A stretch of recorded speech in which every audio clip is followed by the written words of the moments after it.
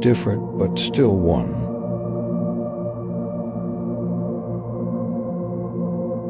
Harmonize differences, strengthen unity for a strong Indonesia. Happy Pancasila birthday.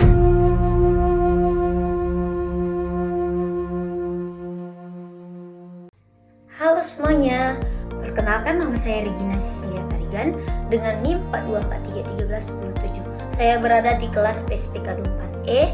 Di sini saya akan menjelaskan tentang Pancasila dalam kajian sejarah bangsa Indonesia, mata kuliah pendidikan Pancasila dengan dosen pengampu Bapak Dr. Muhammad Irfan SPD MOR.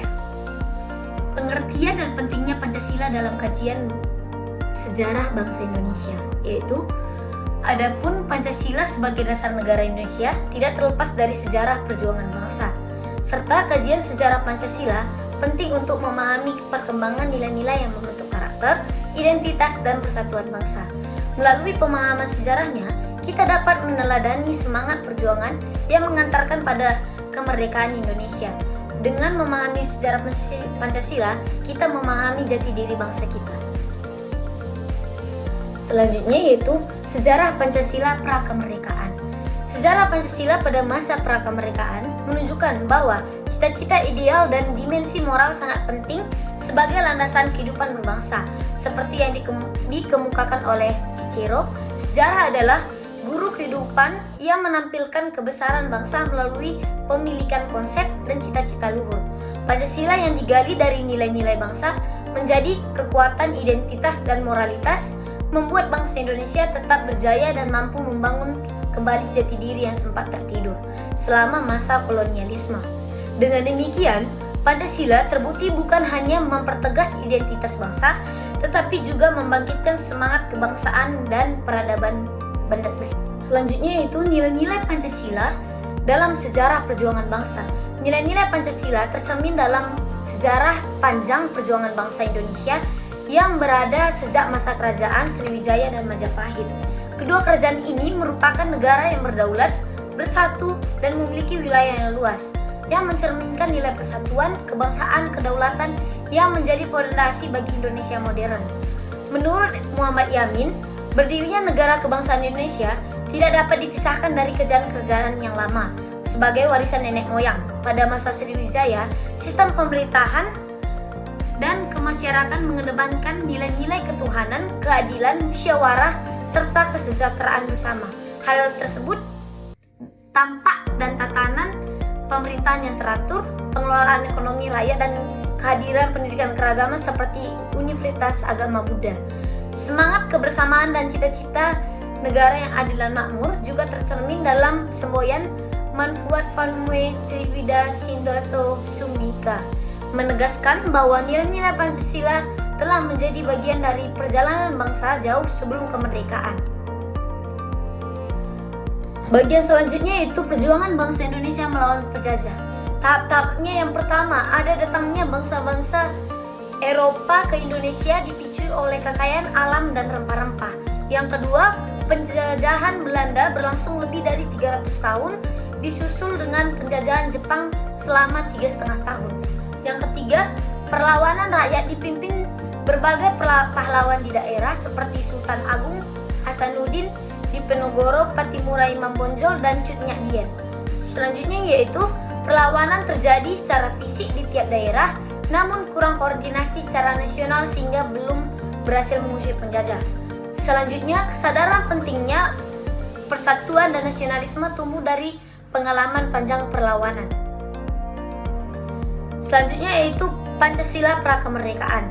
Pada masa prakemerdekaan, perumusan Pancasila secara filosofis dilakukan melalui sidang BPUPKI dan PPKI. Sebagai langkah penting dalam menetapkan dasar negara Indonesia, dalam sidang BPUPKI tanggal 1 Juni 1945, Insinyur Soekarno mengusulkan konsep dasar negara yang kemudian dikenal dengan nama Pancasila, yang terdiri atas 5 prinsip fundamental untuk membangun bangsa yang merdeka, berdaulat, dan berkeadilan. Nilai-nilai yang dirumuskan tersebut mencerminkan semangat persatuan, kebinekaan, dan gotong royong. serta berfungsi untuk memersatukan seluruh elemen bangsa dari berbagai latar belakang suku, agama, dan budaya, sehingga menjadi landasan kokoh bagi berdirinya Negara Kesatuan Republik Indonesia. Selanjutnya, sejarah Pancasila pasca kemerdekaan. Proklamasi kemerdekaan Indonesia pada tanggal 17 Agustus 1945, Pancasila secara resmi ditetapkan sebagai dasar negara yang tercantum dalam pembukaan Undang-Undang Dasar 1945. Dalam masa pasca kemerdekaan, Pancasila menjadi pedoman utama dalam menjalankan pemerintahan, membangun sistem politik, serta membentuk karakter bangsa Indonesia yang merdeka dan berdaulat. Namun, penerapan Pancasila tidak selalu berjalan mulus karena menghadapi berbagai tantangan politik, ideologi, dan sosial, terutama dalam upaya mempertahankan keutuhan bangsa dan menegakkan nilai-nilai demokrasi. Selanjutnya ada Pancasila Orde Lama, di mana Pancasila dijadikan landasan utama dalam membentuk identitas dan integrasi bangsa pasca kemerdekaan. Pemerintah berupaya menerapkan nilai-nilai Pancasila untuk memperkuat persatuan nasional di tengah situasi politik yang belum stabil. Masa ini diwarnai dengan berbagai tantangan seperti perbedaan ideologi, konflik politik antar partai, serta pemberontakan daerah yang mengancam keutuhan NKRI. Demokrasi terpimpin pada 1959 sampai 1966 untuk menyesuaikan sistem demokrasi dengan kepribadian bangsa Indonesia yang berlandaskan Pancasila. Kekuasaan menjadi terpusat di tangan presiden sehingga penerapan nilai-nilai Pancasila tidak berjalan sepenuhnya secara ideal. Selanjutnya ada Pancasila era Orde Baru, di mana pemerintah Orde Baru dipimpin oleh Presiden Soeharto setelah berakhirnya masa Orde Lama. Pancasila jadikan pedoman utama dan ideologi tunggal dalam kehidupan berbangsa dan bernegara. Pemerintahan menerapkan kebijakan asas tunggal Pancasila bagi seluruh organisasi politik. Tujuan utama kebijakan ini adalah untuk memperkuat persatuan nasional dan menangkal ideologi asing yang dianggap dapat mengancam keutuhan bangsa. Pancasila juga dijadikan dasar dalam pendidikan moral dan kewarganegaraan antara lain melalui program P4, pedoman, penghayatan dan pengamalan Pancasila. Yang terakhir, pemerintah Orde Baru menekankan stabilitas politik dan pembangunan ekonomi sebagai wujud penerapan nilai-nilai Pancasila. Selanjutnya, asas tunggal Pancasila, di mana asas tunggal Pancasila diterapkan pada masa Orde Baru. Semua organisasi politik dan kemasyarakatan wajib menjadikan Pancasila sebagai satu-satunya asas.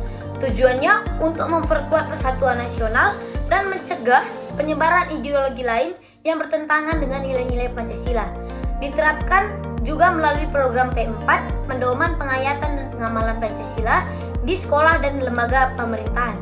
Namun kebijakan ini dikritik karena dianggap sebagai alat kontrol politik dan membatasi kebebasan berpendapat. Selanjutnya Pancasila di era reformasi.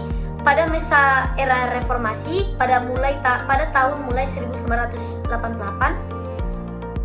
penerapan Pancasila mengalami pembaruan dan menekankan nilai demokrasi, kebebasan berpendapat dan hak asasi manusia. Pancasila kembali ditempatkan sebagai dasar negara dan pedoman moral bangsa, bukan alat politik. Pengamalan Pancasila dilakukan secara sukarela dan sadar sesuai semangat reformasi untuk membangun kehidupan bangsa yang adil dan bebas dan demokratis. Adapun kesimpulan dari materi yang saya jelaskan yaitu Pancasila merupakan dasar negara, ideologi dan pandangan hidup bangsa Indonesia yang lahir dari sejarah panjang perjuangan bangsa. Nilai-nilai telah tumbuh sejak masa prakemerdekaan, dirumuskan secara resmi oleh para pendiri bangsa dan terus berkembang pada masa pasca kemerdekaan hingga sekarang. Dalam setiap Orde Lama, Orde Baru, dan Reformasi, Pancasila mengalami berbagai penafsiran dan penerapan sesuai dengan tantangan zaman. Namun, esensi Pancasila tetap sama, yaitu menjadi pemersatu bangsa, pedoman dalam kehidupan bernegara, serta sumber nilai moral yang untuk mewujudkan keadilan sosial, persatuan, dan kemanusiaan. Sekian penjelasan saya tentang Pancasila sebagai kajian sejarah bangsa Indonesia. Terima kasih.